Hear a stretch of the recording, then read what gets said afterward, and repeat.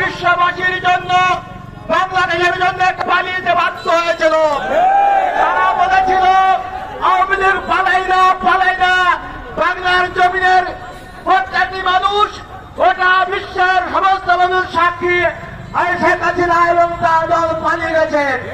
আমার প্রিয় ভাইরা, বাংলার জমিনে ইসলাম প্রতিষ্ঠার একটা সুযোগ, একটা সুন্দর পরিবেশ।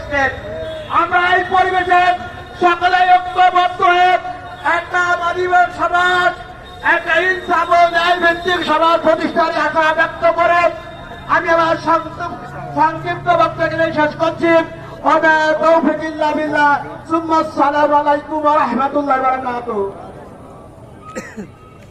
সম্মানিত ভাইরা, 5ই আগস্টের পরে বাংলাদেশে আমরা কোন চাঁদাবাজ দেখতে চাই না।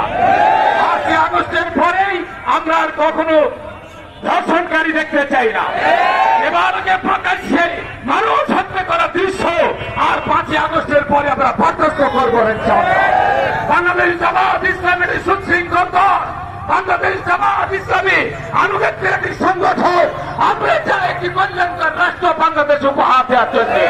আমরা মেহেরপুরে উপজেলা গাঙ্গিতে এরকম একটি সমাবেশ চলছে, আমরা মেহেরপুর সদরে সমাবেশ করছি।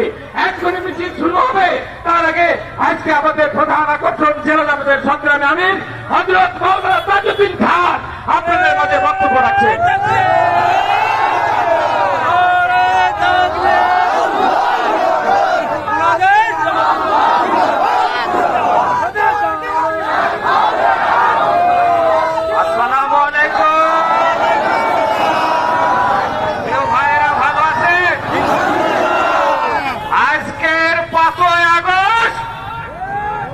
এটা বাংলাদেশ জামাত ইসলামীর জন্য